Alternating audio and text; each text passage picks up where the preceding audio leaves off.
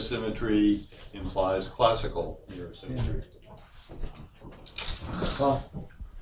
Okay, so thank you very much. I'm very happy to talk here.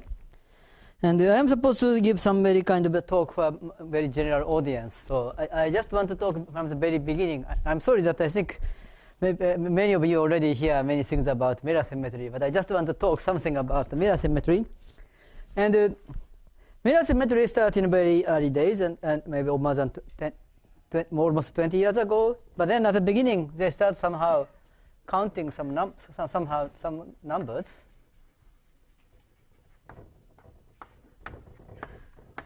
So I think a physicist always likes to have equality between concrete numbers.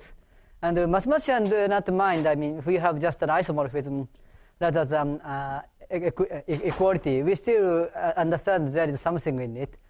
But I have some experience when I talk in some physics conference, and they say that, okay, you say, what is the number you get? And maybe they prefer to hear a bit more concrete things, and algebraic structure is a bit already too much abstract for them. And so, at least when the mirror symmetry starts, there is a quite many explicit formulas, which somehow is enough to let the people believe about it. And it begins in some way like this. You find some m, and maybe for the consistency from the later talk, I want to consider. Just prove you're a real mathematician. You just threw your code on the floor and didn't even notice it. Got the numbers wrong. Okay, so we have a symplectic manifold. And we pick some J. J is some compatible almost complex structures. And so the numbers we first get is something called a Gromov-Witten type invariant. Gromov-Witten invariant is somehow just you count something sigma u, and sigma is a closed, Riemann surface, usual Riemann surface.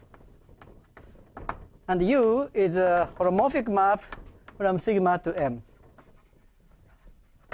So, of course, to get numbers, you need to put some extra constraint so that this kind of counting is finite. You may restrict some homology class on them so that you assume that you hit those homology class. Or you may fix some cycles in the moduli space of Riemann surface itself so that this Riemann surface lies in that subspace. So that you can cut your moduli space in various ways, so that this one is a zero dimensional and you get numbers. That's Gromov-Witten invariant. I don't want to go in some kind of so much detail, so I think this is somehow enough. And what this mirror symmetry start is, I think people want to count this kind of numbers. I think this kind of study of a holomorphic map to almost complex manifold, or symplectic manifold, is initiated by Gromov. And one of the difficulty of this theory is this kind of invariant is known to produce so many interesting new results in a global symplectic geometry. But what is worst in this story is it is very hard to calculate. So you try to calculate such numbers, especially in the case of the target is not integrable, but just almost complex structures. Or maybe in other cases that this modular space is very bad behaved, like very far from smooth, very far from transversals. Then even to define it, you need to spend a lot of time, and to calculate is even harder. So one of the motivations, which is how to calculate these numbers. And as well as understand that the physicist's motivation to introduce mirror symmetry is also somewhat similar. They have this kind of numbers. That's something called, I think, some kind of topological string theory, or some correlation functions or topological field theory or things like that. And these things are very hard to calculate. Also, the reason is that this phenomenon is completely global. So if you try to calculate in a kind of using local coordinate, then symplectic geometry locally is just trivial. So there is no way to calculate it. And I think there is no kind of general method we have to calculate these things. But then this mirror symmetry coming. And people found that they have some kind of a complex manifold.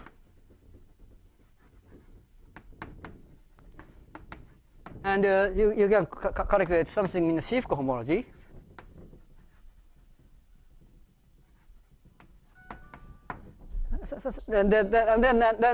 What's good in shift cohomology is you have some differential forms with some L, and then you can take some of this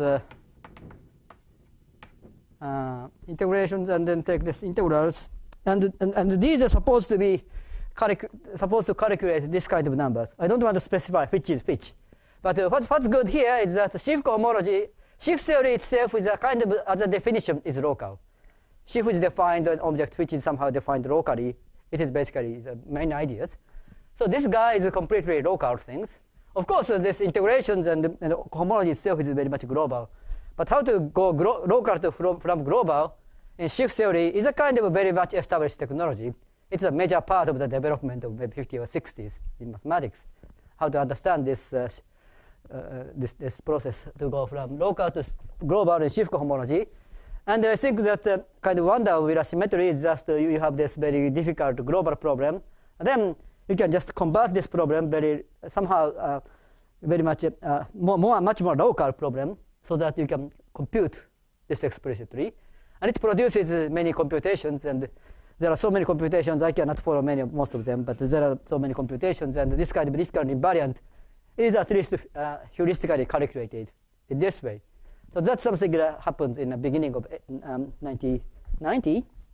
Then but Symmetry now? yeah, this is what I call a classical mirror symmetry. Classical means that equality of numbers. So number is more classical than anything else. But then, so it is what physicists do, and physicists found this mirror symmetry in the following way. They start from some symplectic manifold, and using this kind of holomorphic curve business, they found something called a two-dimensional field theory.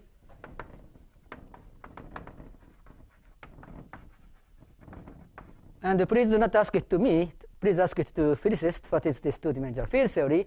But what they do is that they start from this some simplex geometry, go to two-dimensional field theory, and from this complex geometry you have some other two-dimensional field theory, and there is some symmetry there. And that's the way they go. So they start from here and to go something which I never understand, and then they come back to the something I understand, and then they give this kind of nice equality. That's what we learned, mathematicians learned at the beginning of the 90s. It's a kind of homework to mathematicians they gave. So mathematicians start to work on this homework, and there is a very important work like by Giventhal or Liu, Lian, Yao, and they proved this some of these equalities this physicist gave us at some point in late 1990s, at least in the case of quintic and several first examples. And so they give some rigorous proofs of these two numbers. One cooked up this global thing, the other cooked up this local thing. And there are kind of many equalities, and those are very mysterious, and certainly very important equalities. That's very great piece of mathematics.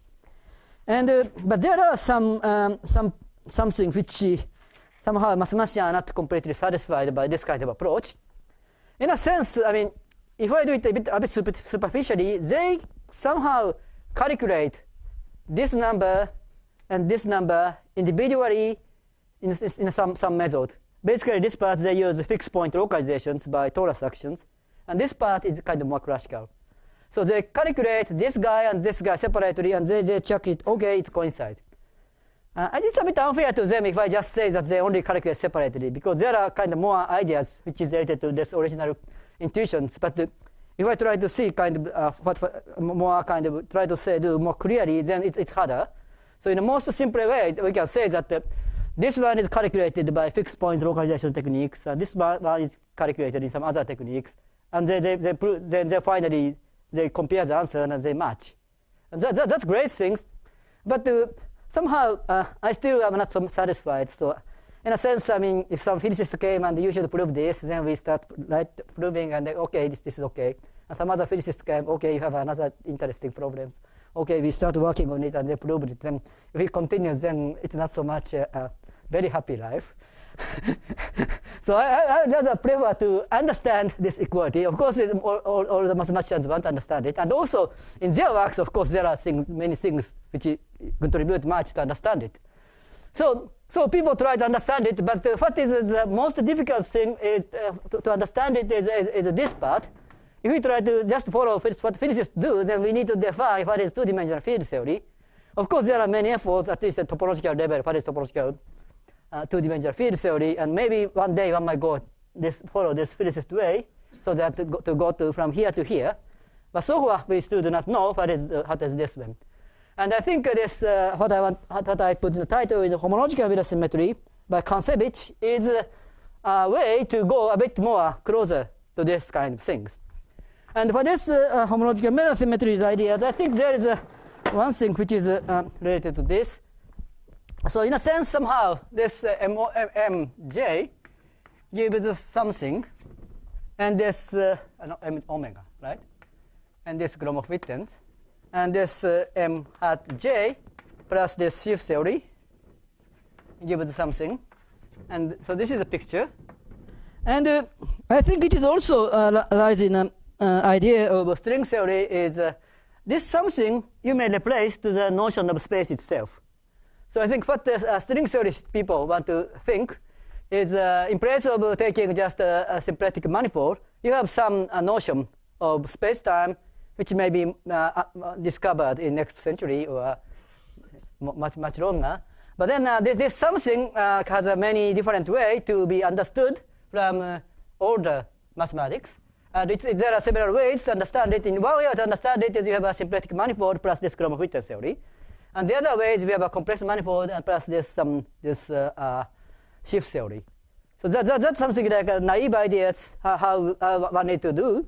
And if you want to try to understand or realize these naive ideas, something we certainly need is some kind of a concept of spaces.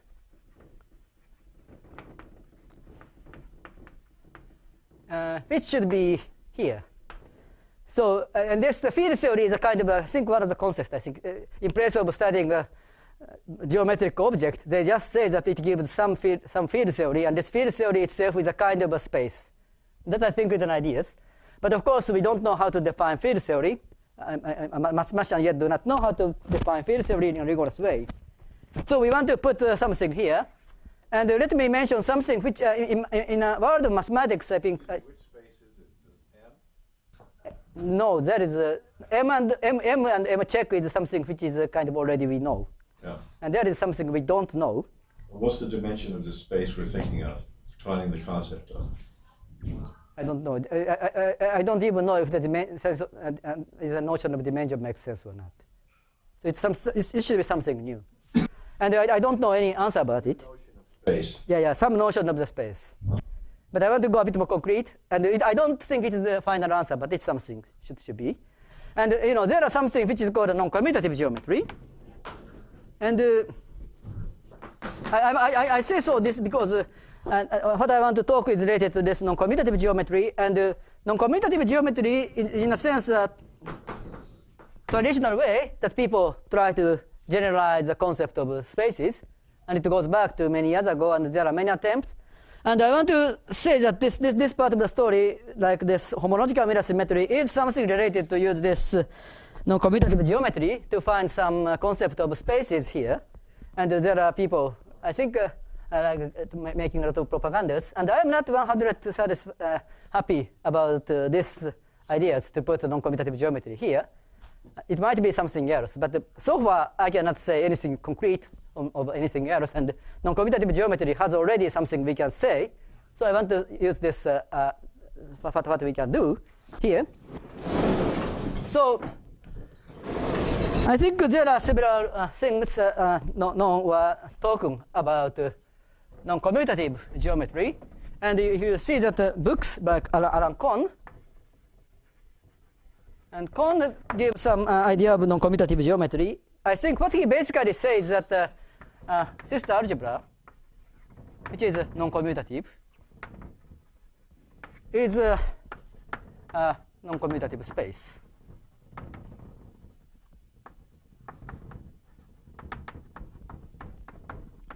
And I don't want to talk so much in detail this, but there are a few things I can say.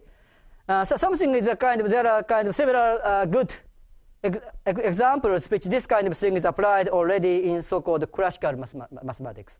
Classical means that in this kind of sense, you have some concrete, well-defined numbers to have some non-trivial result about these concrete things. Typically, it is something like a C of G. This is some kind of a completed grouping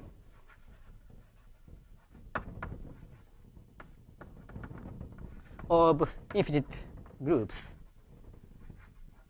And the other thing is something like a space of relief variations.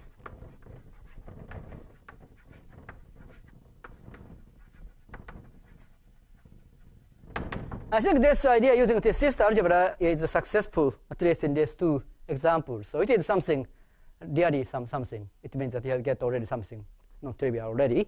But I don't want to talk so much about it. And there are several methods they introduced. I mean, for this. So the typical things they use here is the case theory or homology theory.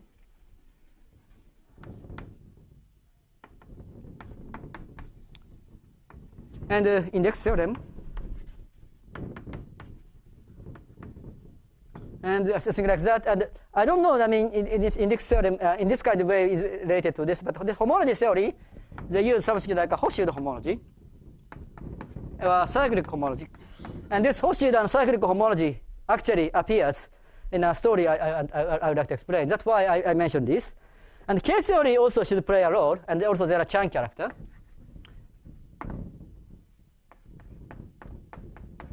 And this should also play a role. But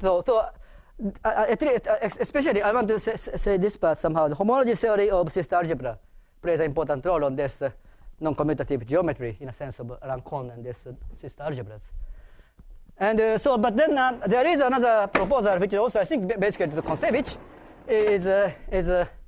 so it's not the kind of let me write it Kontsevich.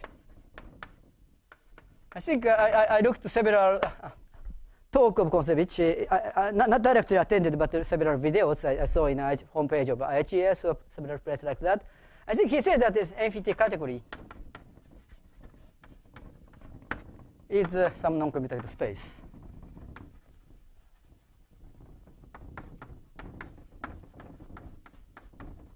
And what is infinity category? So you say the category, then category is a kind of a very general notions which have only a few axioms. And the main axiom is that it should have an identity and it has a composition of morphisms. And probably the most non-trivial axiom is composition of morphism is associative. And so this kind of, you have A, B, C is A, B, C, right? I think this is a kind of most important part of the axiom of infinity category. Another thing is like this, right? Yeah, no, this is the most important part of the axiom of the category. So this is then infinity category is to somehow relax this conditions of associativity a bit so that it's a bit more kind of flexible. And the ideas to replace space by category is also very much classical ideas. I think it is in the heart of the definition of the stacks or algebraic spaces, which is kind of developed by Grothendieck and those people in algebraic geometry.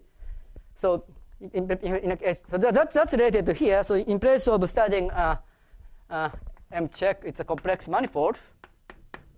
Or you may go a bit like a projective algebraic variety, maybe algebraic variety, because then you replace this the category of coherent sieve.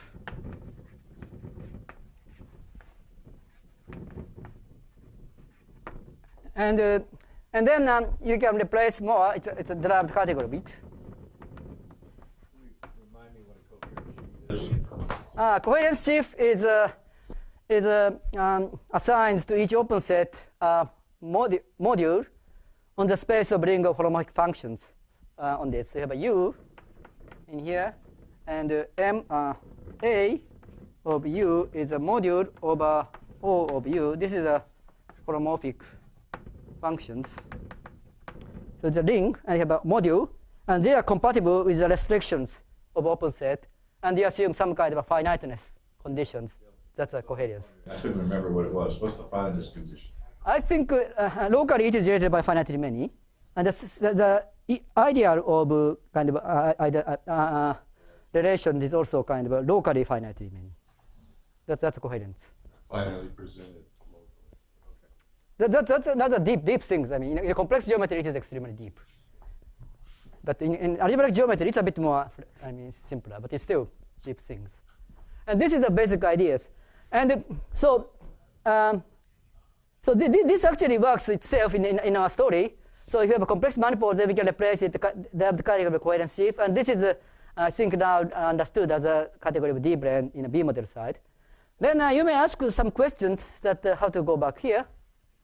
What means the following things? I mean, in a complex geometry, you have a sheaf theory and. Wait. Say again about D-branes. So the D-branes complex. It's regarded as an object of derived category. So in the first instance, D-branes were complex submanifolds, and now they've been generalized to these coherent. Yeah, I think even kind of not submanifold, but kind of any vector boundaries also. And so I think D-brane should be an object here. That I think is nowadays is a general understanding. But then if you want to do this kind of D-brane isn't defined. so it's not a theorem. It's a kind of moral or motto, slogan. Defined for me. Yeah? Even as a moral, it's not defined for me. What is a D-brane?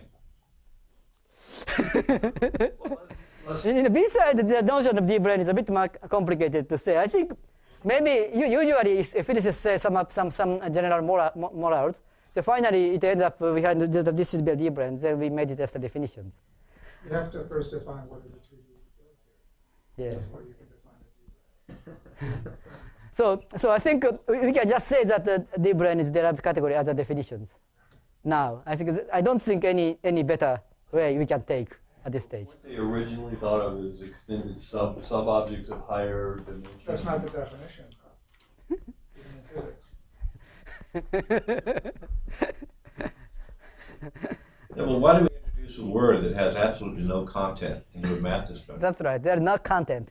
So D-brane is just Some content. I say about D-brane only because how this if you see something in the physics literature in a B model, then you can say, okay, I understand it. It's Topological field theory, and we was talking about two-dimensional field theory. Does that have content for you?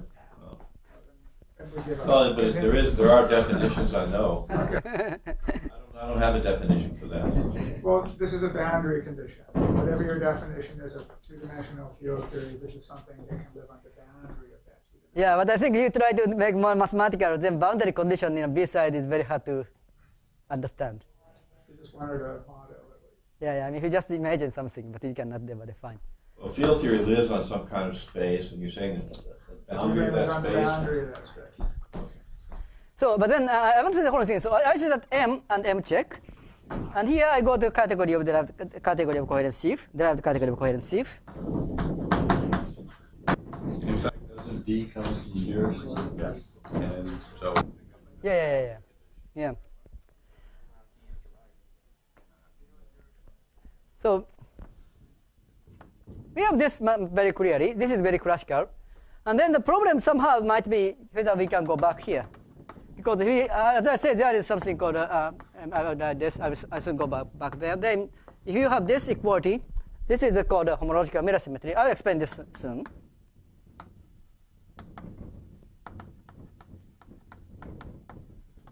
So you have a symplectic manifold, you got some category, and you have a complex manifold, you have another category. They have the category of coherence sheaf. Then the homological mirror symmetry is expected to be an isomorphism, equivalence of these two categories. Then, as I said, that the classical mirror symmetry is that they give some numbers, and this gives some numbers. So if you want to go back to the original way I explained, so if you want to see that this number is supposed to be equal to this number, then if you want to go this way, in place of going to this field theory, you have this some non-commutative space-time. It doesn't have a content, so the more precisely you use this infinity category plus something. Then we need to know that how to go from here to here. And we need to know how to go from here to here. And so I think that the idea of this kind using this category is just how many find cook up enough objects from this guy, then if this is strong enough, then you understand almost everything that happens in M-check. But then for this complex side, I'm not so much completely, I'm not expert, so I don't know so much, but there are somehow here are two complex manifolds. Suppose it's a derived category of coherence sheaf with isomorphic, then there is a natural question that when these two manifolds are biholomorphic or not. And this is a hard question, and the answer is not always yes. There are many examples of a pair of algebraic variety which has an isomorphic derived category of sheaves. And here's a complex which is not algebraic, it's even worse. This category is too small to recover M check. If M is a projective algebraic, then this is somehow enough big category so that it has most of the information of M check. But if M check is just a Kähler or just a kind of even non-Kähler complex manifold, then this is too small to get a good information of M check. But then even in a projective case, you have some examples that there are kind of two different things which goes to the same derived category of coherence sheaf. But there is a kind of the relation between these two are somehow being to be understood more and more in algebraic geometry, and it seems likely those kind of numbers are recovered from these guys, I mean category of coherence sheaves. I don't know how much it. Yeah. Most of the statement is if they're birational equivalent. Yeah, yeah. Right. And then this you coupling should be. But that's not the, that's right. The more equivalence. Yeah. So I believe this side is a kind of more studied and more understood, and maybe if the algebraic geometers do more jobs, then I think we can go from here to here. That part is a kind of more classical algebraic geometry. We know more. So what I'm more interested in this side. So I will explain this category, and the main point is that how we go here and here and here. So to go from here to here is something more difficult because it is somehow more non-classical. That's the main part of my talk. Okay.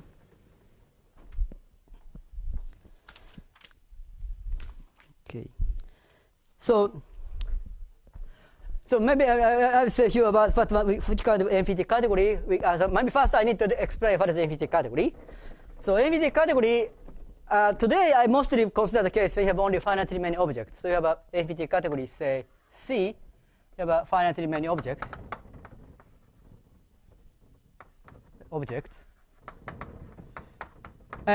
You can consider the case there are infinitely many objects, but it is getting harder to handle. So let me assume it's finitely many objects.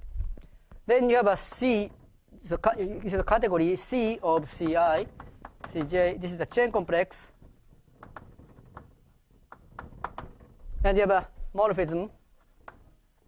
But so the first thing is you have a chain complex, you have a boundary operator, that's called M1. And this chain complex is better to be a finite dimensional vector space.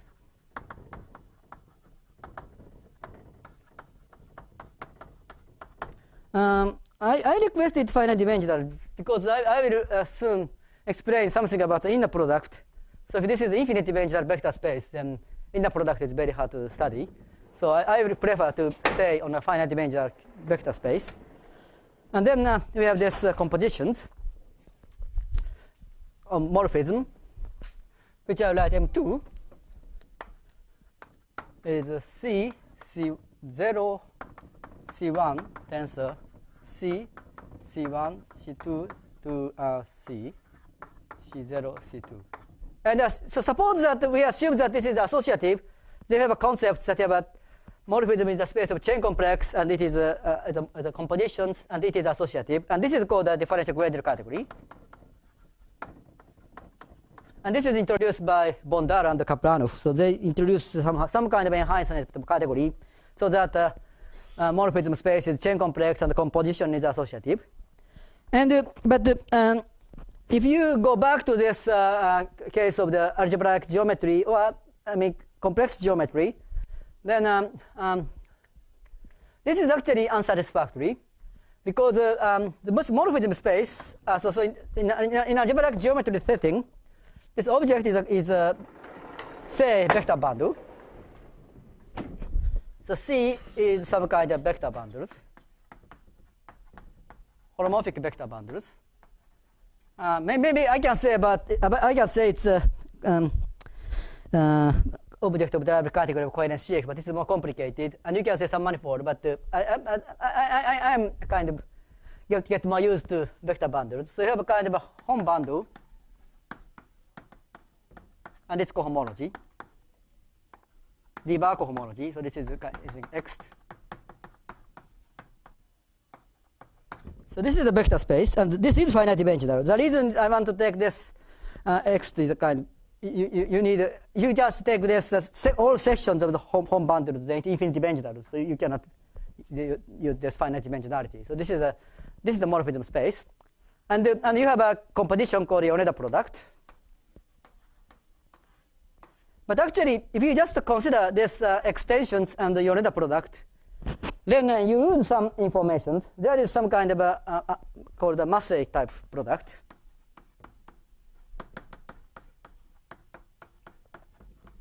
So in place of this studying honest category of sheaves, if you just take this extension spaces, then you lose some information.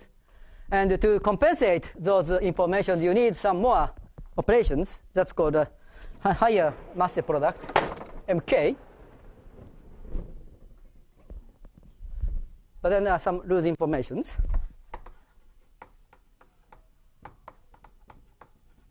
So we need to introduce this MK. This is it starts from this X E0, E1, X EK minus 1, EK. And this is something like some particular way to get this, to compensate this informations. So let me say that, if you just take this all the sections of Hom bundle, thanks to this 0K forms, then you have using this D-bar operator, you have this chain complex, and then you have a compositions. Here you take composition, here you take a wedge of the differential forms. So you get the honest category, honest DG category. But this DG category has some one bad point, because this space is not the finite dimensional. So this is the sections of all Hom bundles. So it's infinite dimensional things. So you have you cannot. So you try to, for example, you try to define pairing here. You have a pairing, but it can never perfect. So you need to go from this infinite dimensional things to the finite dimensional things, and the simplest way is to take cohomology. And the cohomology of this infinite dimensional thing is this X groups. But then you just remember this X groups, you lose something, and what you lose is kind of recovered by including this higher operations, which satisfy this so-called infinite relations. So you just want to stick everything in a finite dimension. So you take this X group, and you take this, in place of considering only Yoneda compositions, you take only all the higher analog of this Yoneda product. You get so-called infinity category. And that somehow holds almost all the information, most of the information that this category have. And the product is Poincare duality. The point is that, the point is that you need to trivialize, in the product is Poincare duality, but to get good Poincare duality, you need to trivialize these bundles. Trivial. And this is the Calabial conditions. So you have a Calabial manifold, then this top degree, N0 is just dual, but top degree form should be trivialized in the sense of complex geometry. And then only in a Calabial case, the B side, you have an infinity category within a product. In the sense that the MK is cyclically, you can compute the variables. Yeah. I'll go back to that point, but so this is the B side, and actually this is the reason that this kind of infinity category is called a Calabial category. And A side, there is something we can define using Frey homology. So in A side, the basic definition is the following. You take this Lagrangian submanifold and B, L is What's LB? yeah, I'm explaining. Yeah, L is a Lagrangian submanifold, and this B is an element of odd dimensional cohomology of L with some. This is something called a Novikov ring. It's a kind of formal power sheet ring. And actually, we have some extra structure like a spin structure, but I don't want to talk about it. And then the morphism space here is just the usual cohomology of the intersections.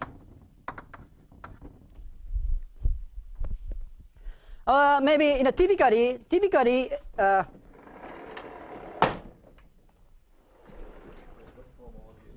usual cohomology, singular cohomology of the intersection. So, of course, you need, if this L and L prime intersect in a pathological way, then this cohomology is terrible. So maybe you need to assume that L and L prime intersect in a kind of as a submanifold. That's called clean intersection. But in that case, you can just take a cohomology and you can just define its morphism space. And this is everything classical things. Usually, right? Pardon? It's usually a finite set. Yeah, usually finite set. So I mean, if L, one can even assume if this is different, then this is transversal. This is not bad assumptions. We can assume it. But what is important is if you see one of the few definitions of category, then one of the two important assumptions is you have identity. And I mean, existence of identity is a very important part of the action of the category because there are only very few categories, few things. So we have to include the case of L-G plan. This is an important case you can never forget. And in that case, they are not transversal, but still, this is L itself, so you have a homology. Okay, and I'm lost. yeah. I don't know what I'm supposed to be thinking of. CLL means the morphisms. Yes, this is the morphism space. You, to begin with, you had a B, and now you. Yeah, we don't yet use B. So this is the floor homology? Is that- No, this is classical homology. The Fourier homology, it is just a classical, usual singular homology. And Fourier homology appears later. What is it, an aside? Yeah, what is this discussion about? I mean, I don't. It's an A side, it's not an aside. So I just go from B side and I come from A side. Feels like an aside to me. It's not aside. Yeah, but it doesn't fit with what I think of the A side. Yeah, A is, I'm sorry, I wrote at the beginning A side and B side, but A side is something related to the simplex geometry, and B side is something related to complex geometry. And I already explained what is in the B side, so what is the mind of A side. And that actually is the main part of the talk, so I need to talk more in A side. But then they have an operator, you should have an operator MK.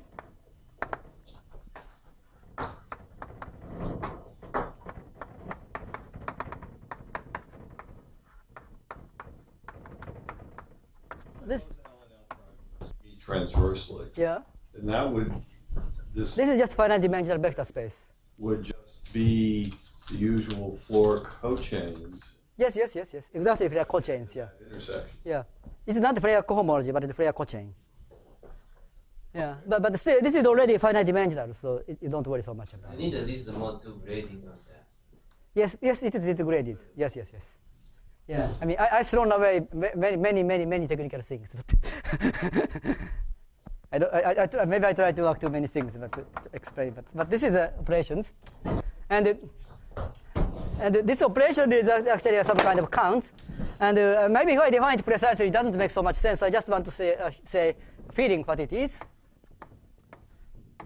So this is L0, this is L1, and this is L2, and this is L3, and this is L4. So we just count this. So this is the case of this Li and Lj are transversal. But then count it. And with some weight is the following things. You have a kind of, so this is B0, B1, B2, B3, B4. So you have a kind of, this is D. And boundary D is somehow, you have this kind of part, it's a boundary 0, 1, D. And then kind of, this count is a kind of product of integrations of this boundary I plus 1. Maybe I write this boundary 0, right? So this boundary hit on this L, and this part hit boundary 1, and this is 2 and 3. So this boundary of D goes to the Lagrange submanifold, and the weight is a product of boundary I, D on this U star B. So U is a map from the disk. Then this is supposed to be holomorphic. So you take this K Lagrange submanifold, and then you consider holomorphic polygons so that each of this boundary component goes to each of the boundaries. And then we count them with a weight so that each part on this boundary is integrated by this B. And actually, this is honestly the case when B is degree 1, and higher degree you do it in a family version. But this is the basic ideas. So you deform. So this is a weight. Count this D2U with weight like this. Maybe you have the exponential minus symplectic form of D.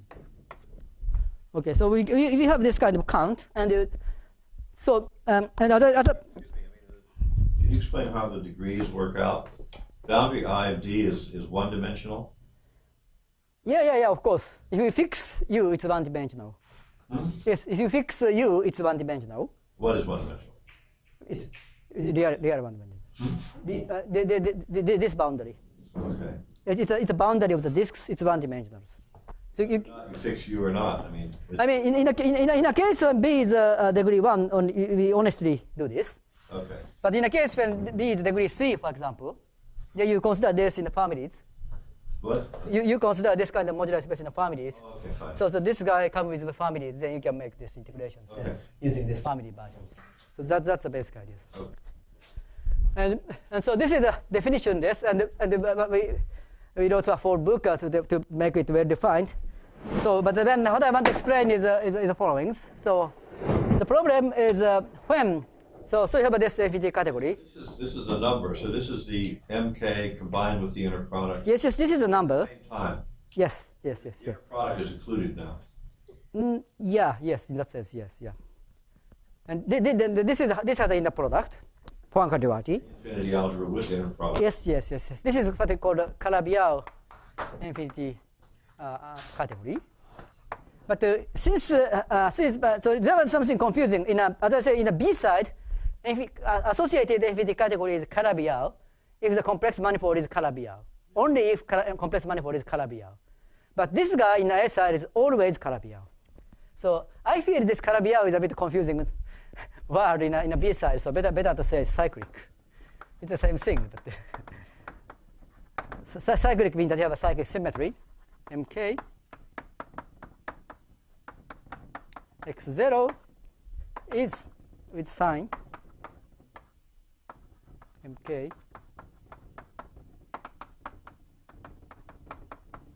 So this is a cyclic. The compactness of the Yes. Symplectic structure is related to compactness. Yeah. Maybe it would be cyclic. Cyclicity and the compactness is not so much related. Oh, really? Yeah. I mean, to have a compactness of the modular space, you need simplex structure.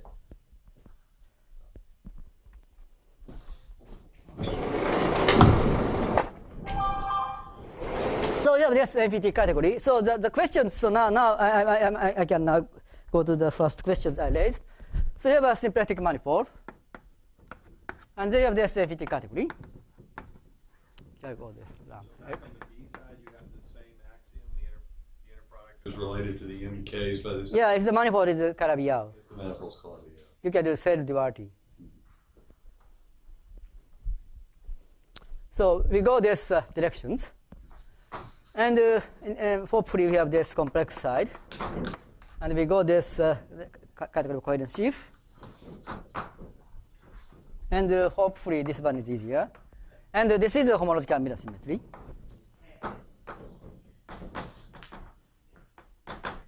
And of course, this is still to be established, and only a beginning of this proof is given. There are several cases you can prove it, but of course, the complete generality it is even stated. You have a more definitions, more generalizations, even if you state this homological mirror symmetry correctly. But suppose we finish the homological mirror symmetry, then whether we can go back to this equality of the numbers. So the problem is to go here, go here, go here, go here, or go here, go here, go here, go here. Actually, to go this direction is more important because I think one of the biggest achievements in mirror symmetry is to succeed to calculate many of the Gromov-Hütte invariant in A side. That I think is one of the biggest output. So we really want to get element here from this complex side of the story. So you need to go here and using homological mirror symmetry and come back to this Gromov-Hütte invariant.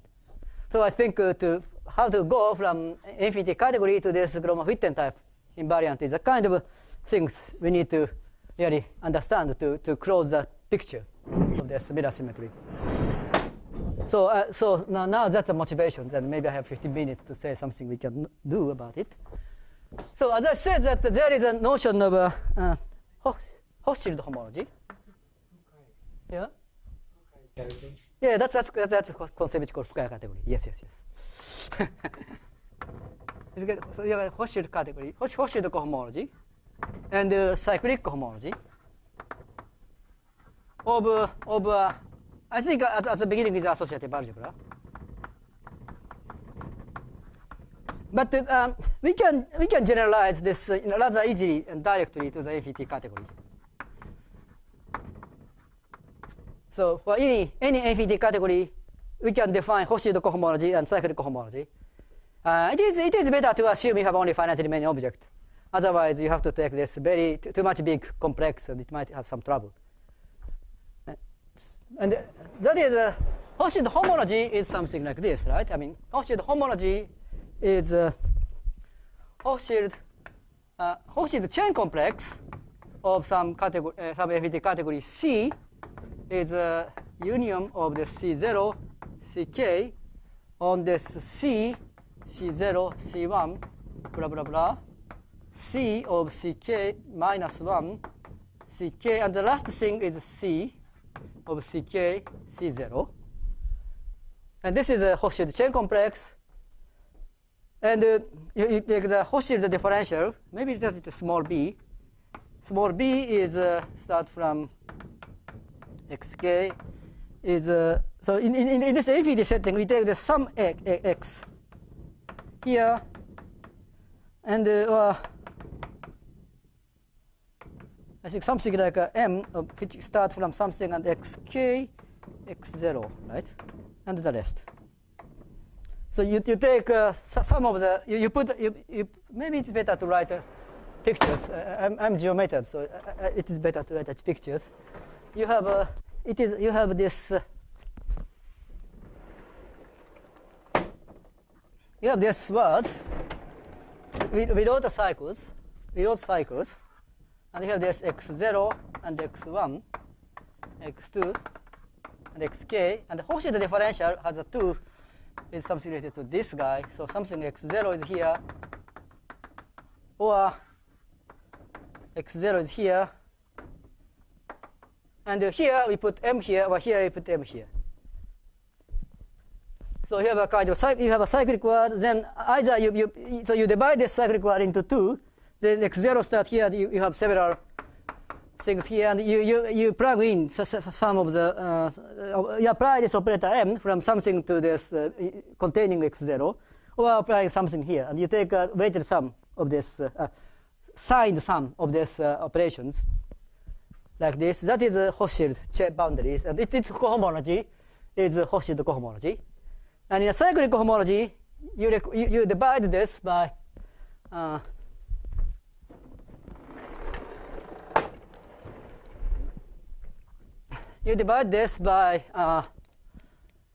cyclic cohomology. What's the cyclic chain complex? You take this. I don't know what is the standard notation, but you divide this. You divide this by the action of the cyclic group. So this is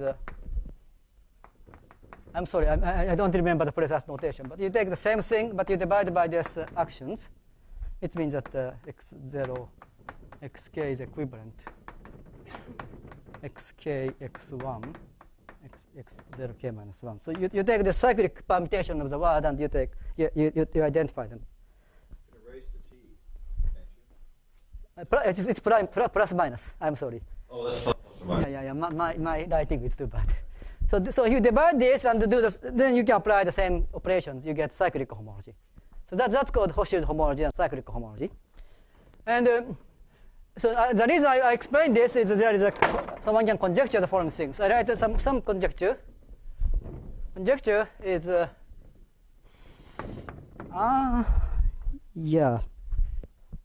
So first somehow rather one condition, if x is any projective variety, projective algebraic variety, then Hochschild homology of this category is isomorphic to the ordinal cohomology, and the cyclic cohomology is isomorphic to the S1 equivariant cohomology of X. And this I hold in rather generality, but the problem is you take a trivial action. Trivial action. Yeah. In general, there is no action, but you take trivial actions. I mean, this is something that you may regard loop space, and the loop space on the base point is trivial. So this is a conjecture, but honestly speaking, I can say the following things. I mean, if you take this only finitely many Lagrangian sum manifold here, maybe this is not true in general. So there are two cases. So on this homological mirror symmetry has two cases. One is the following. So something like there are somehow two cases for this kind of thing. Yes, both are the ring. Yes. And it's a ring isomorphism. Yes, it's like expected. So. And two cases. So now, maybe before going further, if we know this conjecture, the problem is the following things, right? I mean, almost all the Gromov-Witten theory gives some kind of extra structures on this cohomology space or equivalent cohomology groups. You have a kind of some operations on a level of homology or cohomology. So the problem is you may put some extra information on this cyclic FET category, so that together with this extra information, you can define some kind of operations on its Hochschild homology and cyclic homology without looking any of this side. Then those operations should be this side. So the question is find structures on cyclic FET categories which gives invariant, some sequence of invariant on Hochschild homology or cyclic homology. Or purely, so this part should be purely algebraic, and show that it is equal to Gromov-Witten invariant in case this category is this coming from the Lagrangians, and this isomorphism holds. So that's the problems, and so this is something I try to think all the while, and I think now there is a special or kind of semester for this algebraic geometry, algebraic topology, and field theory, and many of these kind of things are related. I think this kind of questions. People are working on this two-dimensional field theory to axiomatize it, and I think one of the potential applications is to find a solution answer to these questions. And so now, 10 minutes left. So something I can say is the following things. First of all, there is a kind of easier answer.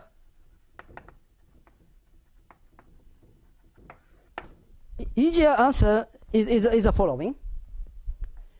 If we take any script B in a homogeneously even dimensional cohomology class of X, then we can deform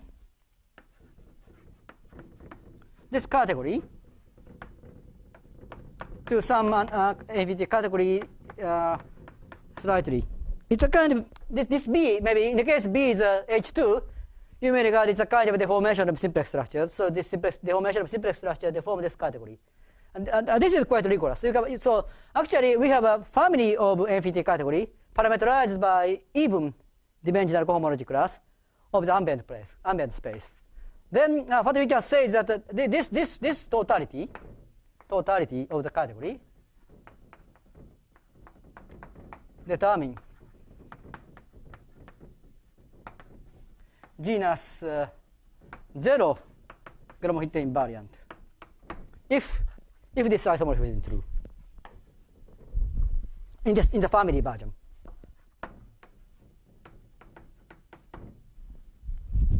And that's not a big deal. This is because this is an easy consequence. Because this, as I said, that this is a ring isomorphism.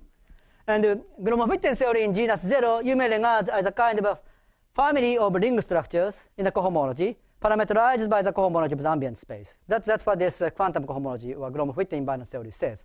You have a family of ring structures in a cohomology group, parameterized by this guy itself. That's this Frobenius structure, Frobenius manifold structure. So you have a family version of this, then you got an answer, at least in genus 0. And there is one bad point. One bad point is that this cannot work in higher genus. I don't know how to make this generalize in higher genus. And also, I want to, also I think several people using this topological field theory kind of things want to, do not want to do this kind of things because it might be better if you have just single infinity category without any family versions and to recover this original informations on the Gromov-Hitler theory without going to family versions. And for this, it doesn't work. So now there is another ideas. And suppose that X is a kind of a positive curvature.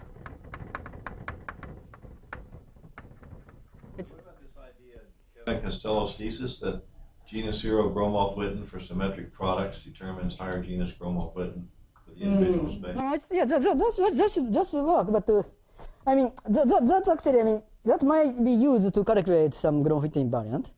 But the problem is you want to go this kind of diagrams which relate everything. Then to take this symmetric power, it's not so much easy to see what happens in the mirrors. So you want to unify the pictures. And I mean, if you want to use it for particular calculations, I believe it is quite useful. And there is another thing. I mean, X is a positive curvature. Positive curvature, I don't want to specify it's rather one word, but you have a funnel, or in many cases, in the historic case, then we can say the following things. We have this Hoshido homology of the category. And this is supposed to be isomorphic. And this is proved, I think, this is a toric case in complete generality. And this has a degree. And in the case of this positive curvature case, this morphism space is only Z2 graded. So they say that it should be Z2 graded, but you want to get Z grading, then it is very difficult. It's almost impossible. So you need somehow, I mean, Z grading is very far to obtain in those cases. In the case Calabial case, in a curvature is 0, like a K3 or Calabial threefold, then the category is likely to be Z-graded. There are still some problem to make it completely Z-graded, but probably it's Z-graded. Then in that case, this degree thing is not a big deal. I mean, if this is originally Z-graded, then this doesn't give any more input to the category. But in the case of this toric, then this Z-grading is something very much different from the Z-grading here. And in this case, I believe that there is so this Z grading of the Z grading of h of x, this Z grading plus something called C1 gives something called the Euler vector field on this Hoshido homology. And I think it's a theorem by Telemann that in a semi-simple case, this Euler vector field plus inner product and ring structure completely determine Gromov-Hitler theory. So in this particular case, that somehow if you know this Z grading in terms of this Hochschild cohomology, then you get all the informations. That I think is what his theorem basically says. But this, I mean, if you see this Z grading from the point of view of Hochschild homology, it is quite mysterious things. So let me say an example. Maybe since I don't have a time, I just want to go to the next thing. So the next thing is something actually what I am doing more. But the trouble is that, for example, this doesn't work for Calabial definitely because toric or funnel. I mean, you have a Z grading has much less information. So what we can do is the following thing. So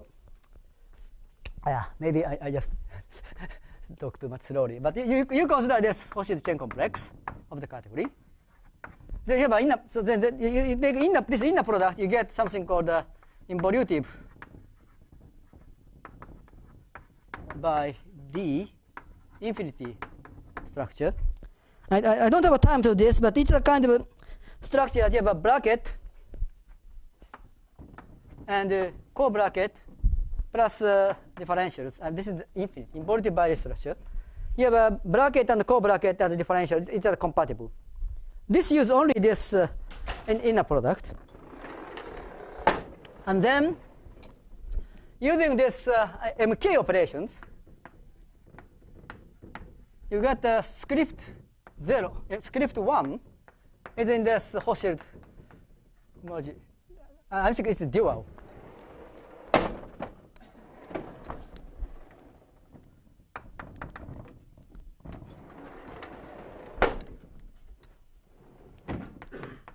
And this one satisfies this molar curtains. So this disk just corresponds to this element. And then the theorem is theorem which is to be written is the following.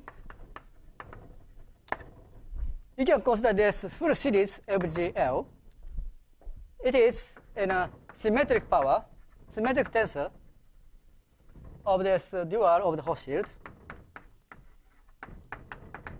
and which satisfies something called master equations.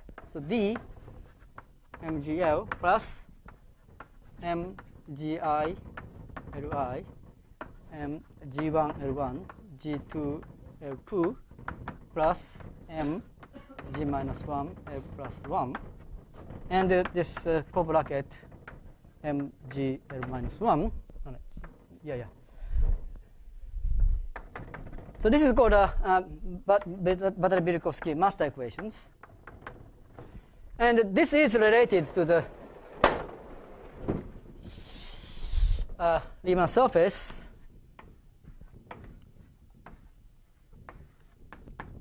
This G is a number, G is a genus. And L is a number of boundary component.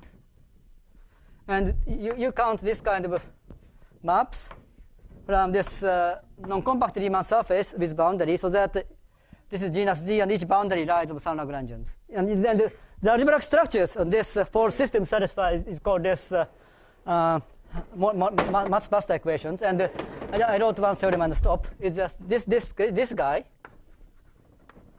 determine holomorphic invariant of ambient space if Hochschild homology is isomorphic to the homology of X M. And this is also a work in progress. And if you this should be the story of the Fano case. And there is some opinion that you need less information than the fall of this MGL. And there is another thing about Calabial is in a Calabial case, it is not expected that you have a finitely many object, so that this holds. I mean, you have a finitely many Lagrangian submanifold in Calabial manifold. Its Hochschild homology is kind of too big to give a homology of the ambient space. Then you need some kind of a whole family version of this category business. You have a family of Lagrangian submanifold, so you take some kind of a infinity category so that the space of object is not a set, but a kind of some space with structures. Then you can define Hochschild cyclic homology, which combines with the usual Hochschild boundary plus some check type boundary on the parameter space of the object. Then we expect that this holds, and then we try to include this kind of story to this 4 family versions, and I believe that gives this this diagram to complete. But still, kind of problem is how much this information is enough and how much we need about it. Okay, I stop here. Thank you very much. Questions? Can we have a second talk on this last blackboard? Sure. At some point, when you were saying that it wasn't desirable to have a family of A infinity categories when you were talking about B and H even. Yeah. But B and H even is part of the homology of the category already. So the problem. That is structure on the category rather than a family. So the problem is this Hoshido homology and ambient homology is expected to be isomorphic, and Hoshido homology is supposed to give a parameter to deform the category, so it gets very naturally related. But I think this picture of this Hoshido homology and deformation is a kind of infinitesimal picture.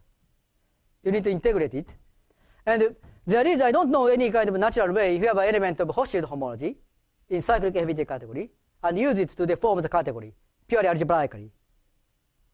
That I don't think known. So geometrically, you can use ambient space homology and to use it to deform infinity category. There you use geometry. But suppose you have a cyclic infinity category, and suppose you have an element of Hoshido homology, then you try to write down algebraically the deformations, then you can do it infinitesimally, of course. It's Hoshido homology. But if you do it globally, then I don't know. So it's not pure algebraic things. I mean. Yeah. I think you need some coordinate, I believe. Yeah. And the choice of canonical coordinate is a kind of very essential. I think you see this picture of the Saito's theory about flat coordinate. I think this is related to that point. So it's something deep, I believe.